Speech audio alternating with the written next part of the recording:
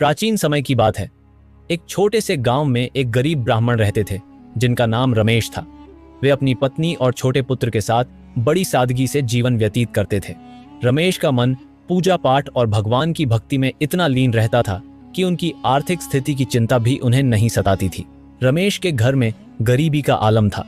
कई बार ऐसा होता कि उन्हें पूरे दिन भोजन भी नसीब नहीं होता।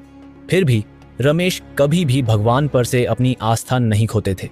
हर सुबह वे नदी के किनारे जाकर स्नान करते और एक पेड़ के नीचे बैठकर घंटों भगवान विष्णु की आराधना किया करते। गांव के लोग उन्हें ताना मारते, पूजा पाठ से पेट नहीं भरता, मेहनत करो। लेकिन रमेश मुस्कुराते हुए कहते, भगवान सबका भला करेंगे। एक दिन गांव में भयंकर सूखा पड़ा। पानी की कमी से फसलें नष्ट हो गईं और लोग भुखमरी के शिकार होने लगे। रमेश का परिवार भी इस कठिनाई में फंस गया। उनकी पत्नी ने दुखी होकर कहा, पूजा पाठ से पेट नहीं भरता, अब हमें भगवान का सहारा छोड़ देना चाहिए और किसी तरह काम की तलाश करनी चाहिए। रमेश ने शांत स्वर में कहा, भगवान हमारी परीक्षा ले रहे हैं, हमें धैर्य रखना चाहिए। भगवान पर भरोसा कभी मत खोना। अगले दिन रमेश हमेशा की तरह पूजा करने नदी के किनारे गए। वे भूखे पेट आंखें बंद कर भगवान विष्णु का ध्यान कर रहे थे। उनकी भक्ति इतनी सच्ची और गहरी थी कि आकाश में हलचल मच गई।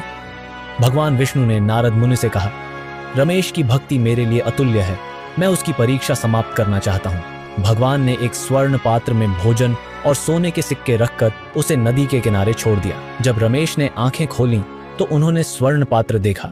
उन्हें विश्वास हो गया कि यह भगवान का आशीर्वाद है।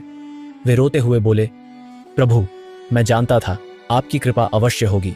रमेश स्वर्ण पात्र को लेकर घर आए। जब उनकी पत्नी ने यह देखा तो वह चौंक गई। रमेश ने कहा, देखो भक्ति और विश्वास का फल हमें मिला है। भगवान ने हमें यह आशीर्वाद दिया है। उनके परिवार की स्थिति बदल गई। उन्होंने उस धन का उपयोग गांव के लोगों की सहायता करने में किया। धीरे धीरे गांव में खुशहाली लौट आई। गांव के लोग भी रमेश के विश्वास और सच्ची भक्ति से प्रेरित हुए। अब सभी ने पूजा पाठ और अच्छे कर्मों में विश्वास करना शुरू कर दिया।